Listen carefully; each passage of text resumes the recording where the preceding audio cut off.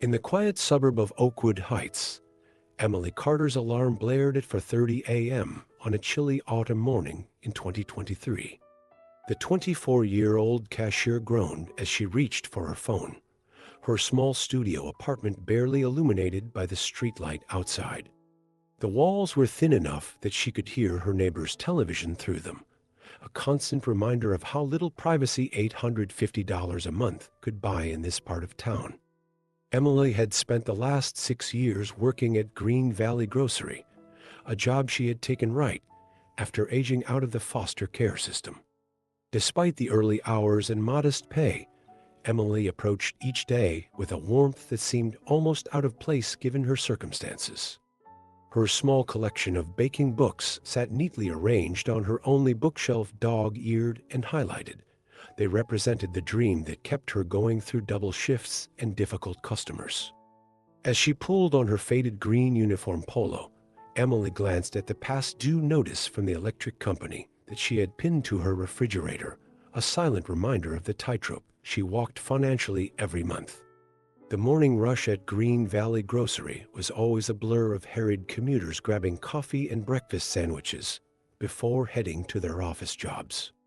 Emily greeted each one with a genuine smile that reached her hazel eyes, remembering regular customers' orders and asking about their families. "Morning, Mrs. Abernathy. How's your grandson doing at college?" She called out to an elderly woman who came in every Tuesday for her lottery tickets. What made Emily different from other cashiers wasn't just her friendliness, but her ability to make people feel truly seen in a world that often rushed past without noticing.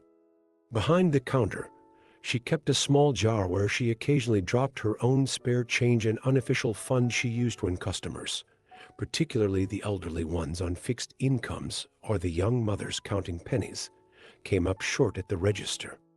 Her manager, Ron, pretended not to notice this practice, though he'd warned her once about maintaining proper accounting protocols. Emily had nodded seriously, but continued anyway, unable to bear the thought of someone walking away embarrassed or hungry when she could prevent it with just a few dollars she'd earned herself. The morning had been particularly busy when he walked in, a man in his mid-30s wearing a gray sweatshirt with the hood partially obscuring his face, faded jeans that somehow didn't quite look worn enough, and a baseball cap pulled low over his eyes. Emily noticed him immediately, not because he looked suspicious, but because he seemed so deliberately unremarkable, like someone trying very hard not to be noticed. He wandered the aisles with an uncertainty that suggested he rarely did his own shopping, picking up items and reading labels as if they were written in a foreign language. When he finally approached her register with a basket containing milk, bread, a newspaper, and a package of chocolate chip cookies, Emily gave him the same warm smile she offered everyone. "Find everything okay today?" she asked, scanning his items with practiced efficiency. The man seemed startled by the direct question, as if he'd forgotten there would be human interaction involved in this transaction. "Yes, thank you," he replied, his voice carrying an educated tone that didn't quite match his casual attire. When the total came to $23.47, he reached into his pocket and pulled out a $20 bill, then began searching his other pockets with increasing discomfort.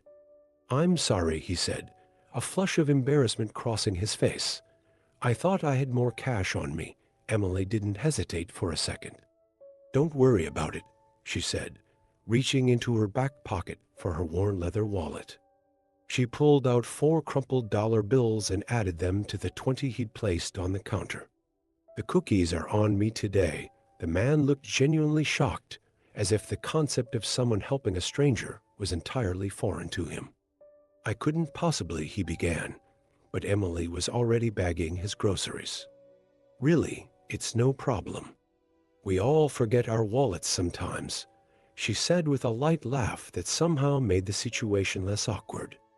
What Emily didn't say was that those $4 represented half of her lunch money for the day, and she'd now be having just a cup of soup instead of the sandwich she'd been looking forward to. The man studied her face for a moment, his eyes a striking shade of blue that seemed oddly familiar lingering on her name tag. "Thank you, Emily," he said finally, with a sincerity that seemed disproportionate to the small gesture. "That's very kind." As he walked out, Emily noticed he moved with a purposeful stride that seemed at odds with his casual appearance, like someone used to commanding attention rather than avoiding it. 3 days later, the man in the gray sweatshirt returned, this time during Emily's afternoon shift. He selected just a few items: a bottle of water, an apple, and the same brand of chocolate chip cookies. This time, he had exact change ready. "I wanted to pay you back for the other day," he said, sliding an extra $5 bill across the counter. Emily shook her head. "That's really not necessary," she insisted, but he had already turned to leave. "Please," he said over his shoulder, "consider it my thanks." Before she could protest further, another customer approached, and the mysterious man disappeared through the automatic doors. The next week, he came again, and the week after that. Each time, he would make small purchases and engage Emily in brief conversation. She learned his name was Dan, though he hesitated slightly before saying it, that he worked in business, though he was vague about details, and that he had recently moved back to the area after years away. What struck Emily most was how attentively he listened when she spoke, as if her words about the neighborhood or her recommendations for the best items in the bakery section were somehow valuable information. During their fourth or fifth encounter, when the store was nearly empty, their conversation lingered longer than usual. "If you could do anything, what would it be?" he asked suddenly, catching Emily off guard with the philosophical turn. Emily's eyes lit up with a passion that transformed her entire face. "I'd open my own bakery," she answered without hesitation, her voice taking on a dreamy quality that revealed how often she'd imagined this scenario. "Nothing fancy or pretentious, just a small place with big windows and the kind of treats that remind people of home." She described her vision in vivid detail: the glass display cases filled with cinnamon rolls and fruit tarts, the communal table where neighbors could gather, the special corner with children's books where kids could read while parents enjoyed coffee. "My specialty would be memory cakes," she continued, unaware that she was revealing more of herself than she typically did to customers. "When I was in foster care, I never had birthday cakes that felt personal. So I'd make cakes that tell people's stories with flavors and decorations that mean something special to them." Dan listened with an intensity that should have made her self-conscious, but instead encouraged her to keep sharing. "I've been saving for 5 years, she admitted, "but between rent increases and my car breaking down last winter, I'm still nowhere close to having enough startup capital." Just then, her manager Ron called her name sharply from across the store, and Emily's expression shifted instantly back to professional politeness. "Sorry, duty calls," she said with a small smile, unaware that Dan had noticed both her sudden retreat and Ron's unnecessarily harsh tone. As she walked away, Dan remained at the counter, his expression thoughtful as he watched her return to stocking shelves, her shoulders slightly hunched now as if carrying an invisible weight. The following Tuesday, Emily arrived at work to find Ron in an unusually foul mood. The quarterly numbers had come in below projections, and corporate was pressuring all store managers to cut costs. Emily overheard him barking into the phone as she clocked in. "I understand the situation, but we're already running with minimal staff." When the morning rush subsided, Emily approached Ron's small office at the back of the store, knocking tentatively on the door frame. "Ron, do you have a minute?" she asked, her heart pounding uncomfortably in her chest.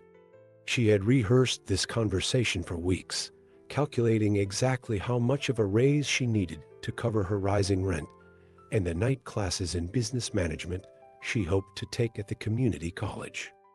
Ron gestured for her to sit down without looking up from his computer.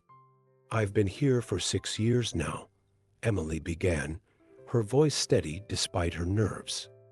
"I've never been late. I've covered countless shifts when others called out, and customer satisfaction scores are highest during my shifts." She took a deep breath. "I'd like to request a raise of $2 per hour." Ron finally looked up, his expression a mixture of frustration and resignation. "Emily, your timing couldn't be worse. Corporate just announced a hiring freeze and told us to cut hours, not increase wages." He sighed, rubbing his temples. "The best I can do is 50 cents, and even that will require creative accounting on my part." Unknown to both Emily and Ron, Dan had entered the store during their conversation and was lingering near the office, ostensibly examining a display of seasonal items.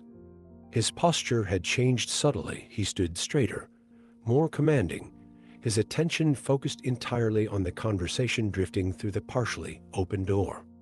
As Emily emerged, her face carefully composed, but her eyes betraying her disappointment, Dan quickly moved away, pretending to be interested in a shelf of canned goods. He watched as she returned to her register, squared her shoulders, and greeted the next customer with the same warm smile she always offered, despite the conversation that had clearly not gone her way. Something about this moment, the resilience in her posture, the kindness she continued to show despite her own struggles, seemed to trigger a profound realization in Dan. He abandoned his shopping basket on a random shelf and walked out of the store, pulling out a sleek phone that contrasted sharply with his deliberately casual attire. "Janet," he said to his assistant, as soon as she answered, "I need you to pull all the financial data for our Green Valley Grocery subsidiary, particularly the wage structures, benefit packages, and profit margins. And get me everything we have on an employee named Emily Carter at store number 147. As he slid into the back seat of a waiting black car, he removed his baseball cap, revealing the face that regularly appeared in business magazines and news programs. Daniel Harper, the 38-year-old billionaire CEO of Harper Enterprises, a conglomerate that had acquired Green Valley Grocery chain among dozens of other businesses over the past decade. For the next 3 days, Daniel immersed himself in reports and data that he had previously delegated to management teams. What he discovered disturbed him deeply. Harper Enterprises had been systematically reducing employee benefits while increasing profit expectations across all its retail subsidiaries. Store managers like Ron were caught between impossible corporate demands and the needs of their staff. Employee turnover was at an all-time high, except in stores like number 147, where dedicated workers like Emily created enough customer loyalty to maintain profitability despite corporate's short-sighted policies. The file on Emily herself was thin, but revealing 6 years of employment, consistently positive performance reviews, multiple Employee of the Month awards, but a wage that had increased by only $1.75 since her hiring. There was also a note about her unauthorized customer assistance. Apparently, her habit of occasionally covering for customers who came up short had been documented as a minor infraction. Daniel sat back in his plush office chair, staring out at the city skyline from his penthouse office. When had his company become this soulless machine? He had started Harper Enterprises with a vision of creating businesses that served communities while generating reasonable profits. Somewhere along the way, as the company expanded and he became more removed from day-to-day operations, that vision had been corrupted. The quarterly profit reports he had celebrated now seemed hollow when he considered the human cost behind those numbers. Daniel made a decision then, one that would send shockwaves through his corporate empire. He would return to Green Valley Grocery number 147, but this time he wouldn't be wearing a disguise. The following morning, a sleek black Bentley pulled up outside Green Valley Grocery, causing several customers to stop and stare.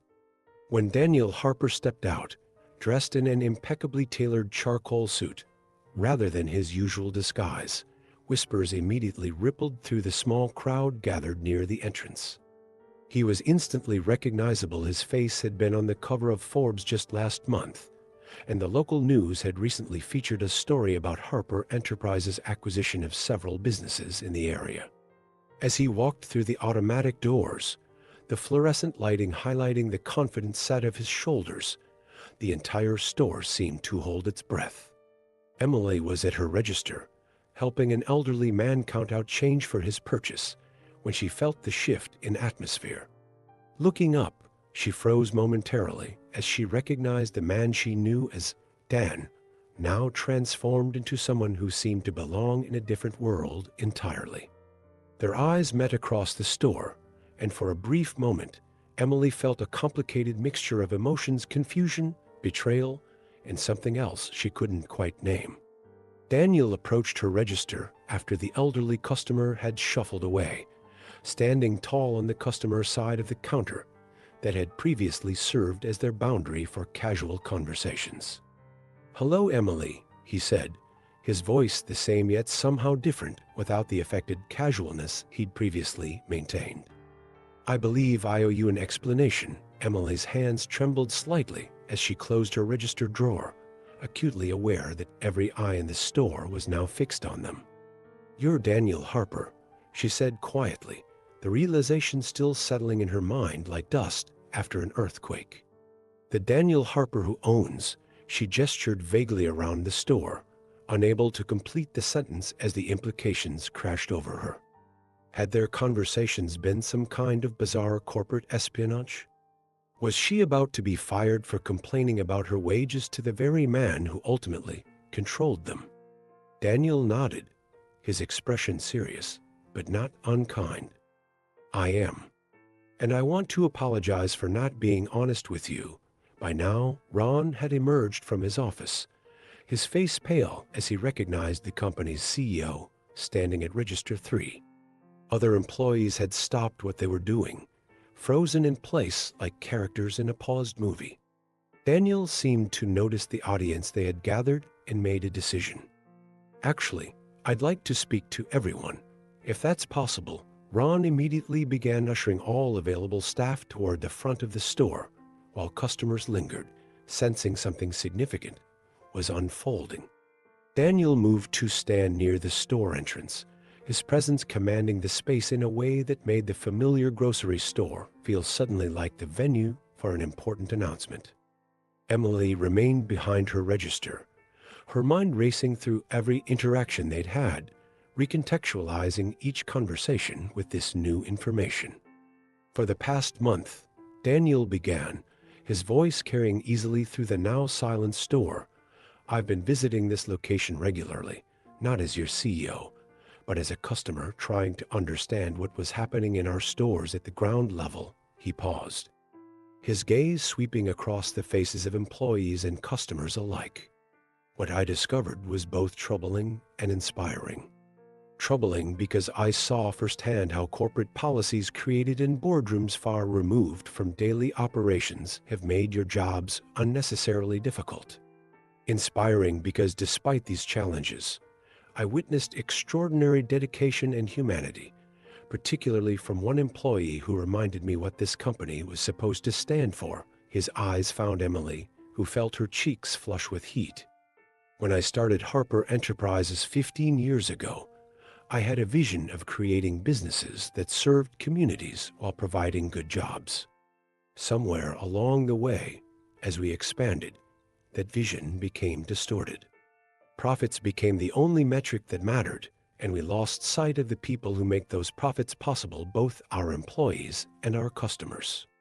Ron shifted uncomfortably, clearly uncertain whether this speech signaled good news or the beginning of massive changes that might threaten his position. Daniel continued, his voice taking on a more determined tone.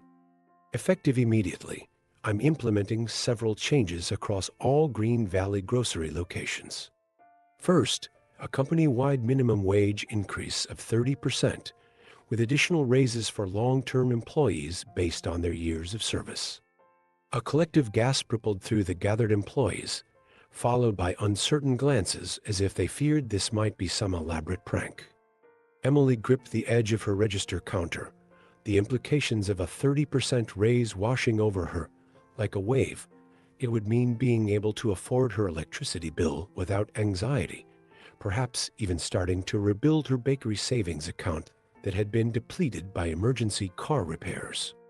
Daniel continued, his voice growing more passionate with each announcement. Second, we're reinstating the full benefits package that was scaled back 3 years ago, including comprehensive health care, paid family leave, and tuition assistance for employees pursuing further education. At this, one of the stock clerks in the back actually let out a cheer before quickly covering his mouth, embarrassed by his outburst. Daniel smiled a genuine smile that transformed his usually serious business persona into something more approachable. Third, we're establishing an employee profit sharing program, ensuring that when our stores succeed, everyone who contributes to that success benefits, not just executives and shareholders. Ron's mouth had fallen slightly open, his clipboard hanging limply at his side as the announcements continued. These changes would completely transform the working conditions at Green Valley Grocery, addressing precisely the issues that had been making his job as manager increasingly difficult over the past few years. Finally, Daniel said, his gaze returning to Emily, who had remained motionless throughout his speech, I'm creating a new position at our corporate headquarters Director of Community Impact and Employee Welfare. This person will report directly to me and be responsible for ensuring that our company policies reflect our renewed commitment to being a positive force in the communities we serve. He took a step toward Emily's register. Emily Carter, I'd like to offer you this position. The store fell into stunned silence. Emily felt as though the floor beneath her had suddenly disappeared. Her mind raced with questions. Was this real? Why her? What would this mean for her life? Daniel seemed to sense her confusion and continued, his voice softer now, meant more for her than the audience around them. In our conversations, you shared your dream of opening a bakery.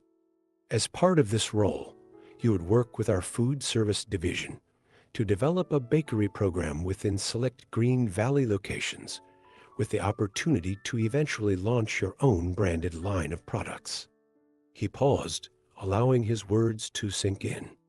Essentially, you would be paid to develop the skills and business knowledge needed to make your dream a reality, while helping us rebuild a company culture that values kindness and community, the very qualities you demonstrate every day. Emily's hands trembled as she processed what was being offered, not just a job, but a pathway to her dream, an opportunity that seemed so far beyond what she had imagined possible that morning, when she'd pulled on her faded green uniform polo. The store remained silent, everyone waiting for her response. I don't know what to say, she finally managed, her voice barely above a whisper. Daniel's expression softened further. You don't have to decide right now. Take some time to think about it.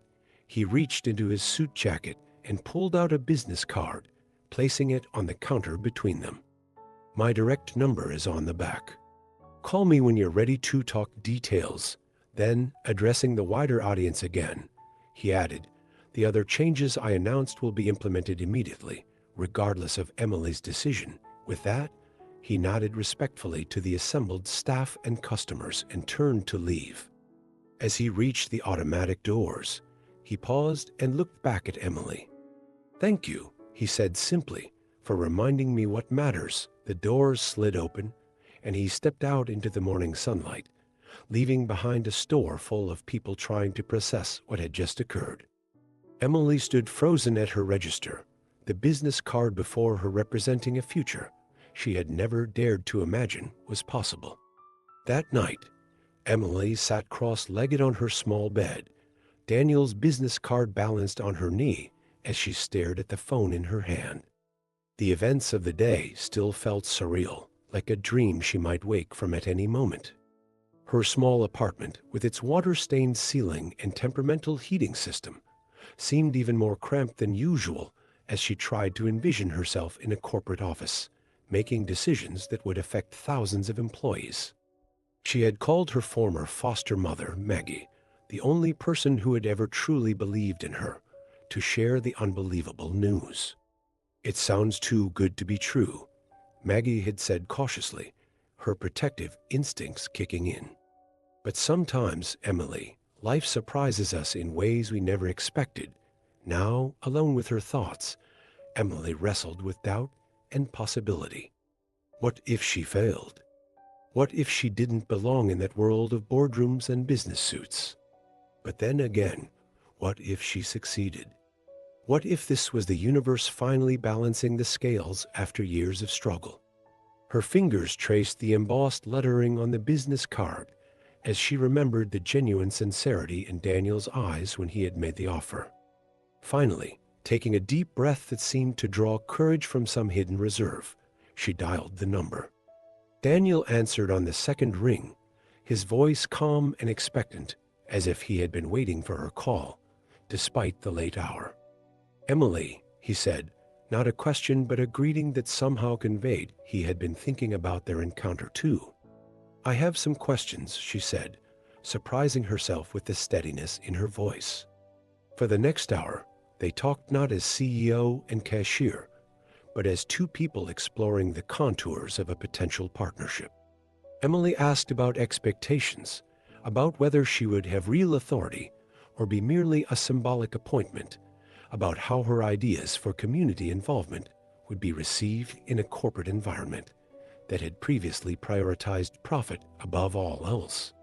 Daniel answered each question thoughtfully, occasionally admitting when he didn't have a perfect answer, but always emphasizing that her perspective was precisely why he wanted her in this role. "The truth is, Emily," he said after she had exhausted her prepared questions, "I've lost touch with what made my company special in the beginning. When you covered those cookies for me, a stranger you thought might be struggling, you showed more of my company's original values than I have in recent years. I don't just want to give you an opportunity. I need your help to transform Harper Enterprises back into something I can be proud of." The vulnerability in his admission struck Emily deeply.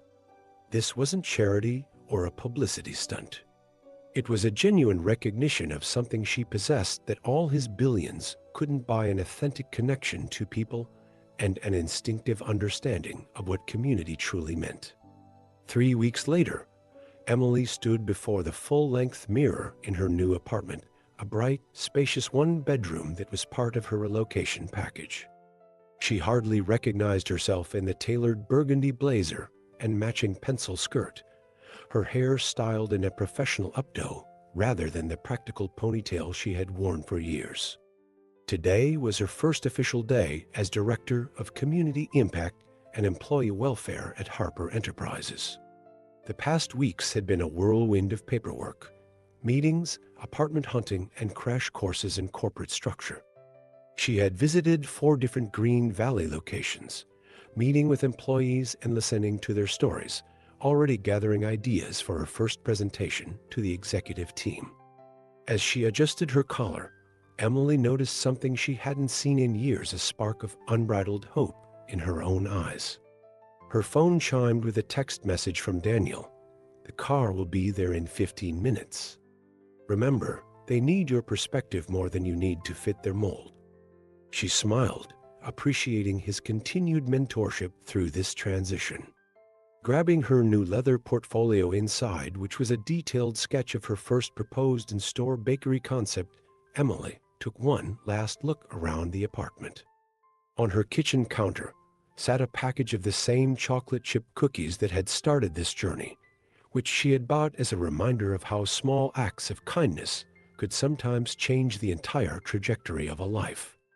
With a deep breath, she opened her door and stepped toward her future, carrying with her not just her own dreams, but the responsibility of ensuring that kindness and community would once again be at the heart of a company that touched thousands of lives. 6 months later, Emily stood in the center of the first Community Hearth Bakery, a warm, inviting space carved out of what had previously been an underutilized corner of Green Valley Grocery Store number 147.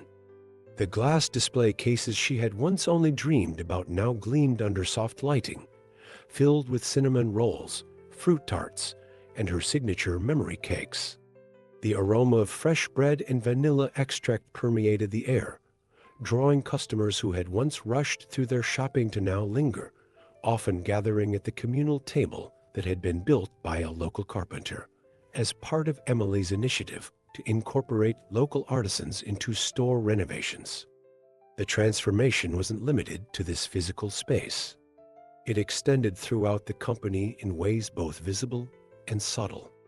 Employee turnover had dropped by 38% across all locations since the implementation of the new wage structure and benefits package. Customer satisfaction scores had risen to their highest levels in a decade. Perhaps most significantly, Harper Enterprises had become a case study in ethical business practices, with Daniel and Emily frequently invited to speak at conferences about their collaborative approach to corporate responsibility. What made Emily proudest, however, wasn't the business metrics, but the stories like that of Tanya, a single mother who worked at store number 219, who had tearfully thanked Emily for the tuition assistance program that was allowing her to finally complete her nursing degree, or Miguel at store number 305, who had used the new emergency housing fund when his apartment building suffered flood damage. Today was special, though the official grand opening of the bakery concept that would eventually be rolled out to 20 locations if this pilot proved successful. Emily had arrived at 4:30 a.m., just as she used to for her cashier shifts, to personally bake the first batches of pastries. Now, as the small crowd of executives, employees, and local media gathered for the ribbon-cutting ceremony, she felt a momentary surge of imposter syndrome. She still sometimes caught herself feeling out of place in executive meetings, wondering if her foster care background and lack of formal business education were obvious to everyone around her. But then she would remember what Daniel had told her repeatedly. Her different perspective wasn't a liability. It was precisely what made her valuable. As if summoned by her thoughts, Daniel appeared beside her, looking more relaxed and genuinely happy than he had when she first met him. Nervous, he asked quietly, noticing her fidgeting with the sleeve of her blazer. Emily smiled, shaking her head. Not nervous, just taking it all in.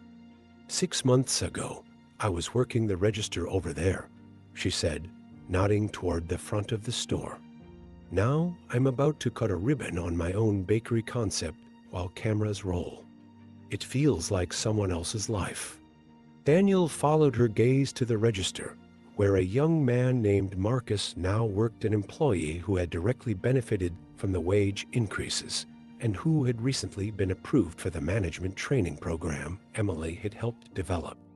Not someone else's life, Daniel corrected gently. Just a different chapter of yours. The ceremony itself was brief but meaningful. Ron, who had initially been skeptical of the changes, but had since become one of Emily's strongest allies in implementing new programs, spoke about the positive impact on store morale. A local council member praised Harper Enterprises for its renewed commitment to community investment. When it was Emily's turn to speak, she stepped forward, the scissors for the ribbon cutting in her hand. When I was growing up in the foster care system, she began, her voice clear and confident in a way that still sometimes surprised her. I never had a birthday cake that felt like it was really mine, something made with me in mind. That's why our signature offering here is what we call Memory Cakes Desserts, designed to celebrate the specific stories and milestones in our customers' lives. She gestured to a beautiful display cake decorated with tiny books, musical notes, and garden tools. This isn't just about selling baked goods. It's about creating spaces where people feel seen and valued, where a simple cookie or slice of cake becomes a moment of connection. She paused, making eye contact with several familiar faces in the crowd, regular customers who had supported her throughout her years as a cashier. Green Valley Grocery has always been more than just a store to this neighborhood. Now, with Community Hearth Bakery, were making the connection even stronger. With that, she cut the ribbon to enthusiastic applause, officially opening a space that represented not just her personal dream coming to fruition, but a tangible symbol of how corporate America could be transformed when humanity and profit were given equal priority. As the crowd dispersed and customers began to explore the new bakery space, Emily found herself standing next to Daniel, both of them watching as the first official memory cake was being boxed up for a beaming elderly couple celebrating their 50th wedding anniversary. "You know," Daniel said softly, so only Emily could hear, "when I first walked into this store 6 months ago, I was at a crossroads. Harper Enterprises was more successful than ever on paper, but I felt like I'd lost my way. I was considering stepping down as CEO." Emily turned to him, surprised. This was the first time he'd shared this information with her. Daniel continued, his eyes still on the bustling bakery. "But then I met you.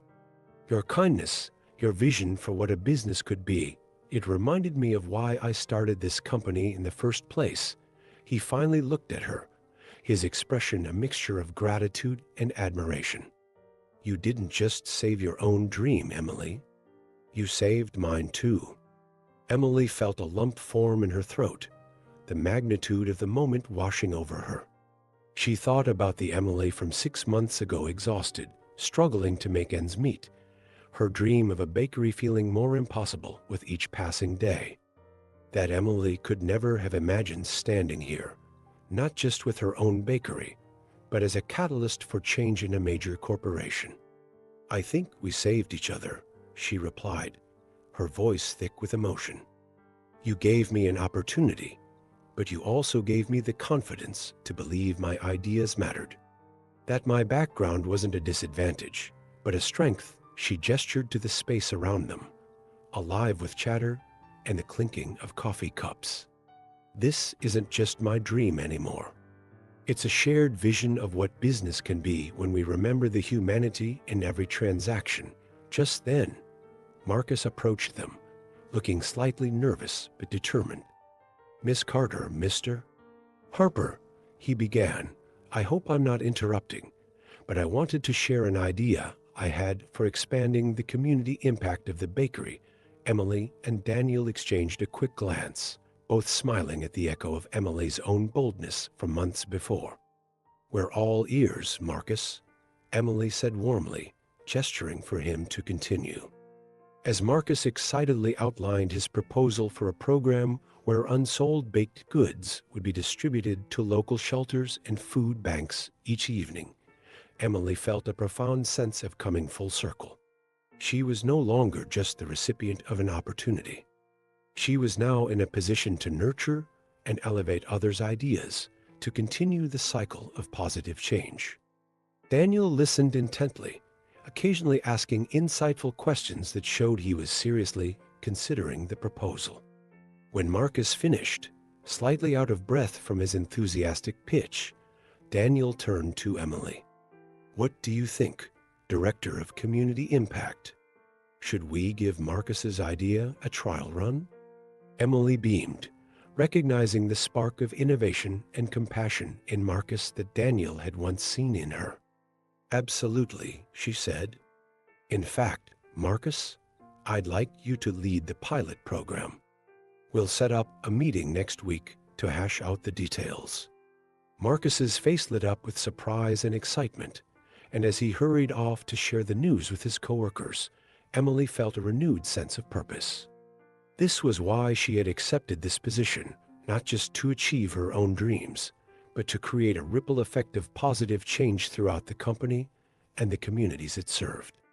As she and Daniel moved to greet more customers, the aroma of fresh-baked bread filling the air around them, Emily realized that her journey had only just begun. The true measure of her success wouldn't be in profits or personal accolades, but in the lives touched and the dreams ignited in others. With each memory cake decorated, each community program launched, and each employee empowered to make a difference, Emily was helping to write a new chapter, not just for herself, but for the very nature of corporate responsibility. And as she looked around at the thriving bakery, a testament to the power of kindness, vision, and second chances, she knew that this was a story that was far from over. 1 year to the day after Daniel Harper had first walked into Green Valley Grocery without enough cash for his cookies, he and Emily stood on a small stage in the company's headquarters auditorium, facing an audience of business leaders, community representatives, and media. The occasion was the official announcement of Harper Enterprises' Community First initiative, a comprehensive corporate responsibility program that had grown from the seeds planted in that first Green Valley bakery. The program now encompassed everything from living wages and comprehensive benefits for all employees to environmental sustainability practices and deep community partnerships across all Harper subsidiaries. Emily, now a confident executive whose ideas were reshaping corporate culture beyond just Harper Enterprises, stepped up to the podium. A year ago, she began, her voice carrying easily through the packed room. I was a cashier who believed that small acts of kindness mattered, even in a world that often seemed to value efficiency over humanity. Today, I stand before you as living proof that when businesses recognize the full human potential of every employee, remarkable transformations are possible not just for individuals, but for entire organizations. As Emily continued her speech, outlining the measurable impacts of their initiatives, employee retention up 42%, customer loyalty metrics at record highs, and surprisingly, overall profitability increased by 17%, she caught sight of familiar faces in the audience. Ron was there, now a regional manager, helping to implement community-focused programs across multiple stores.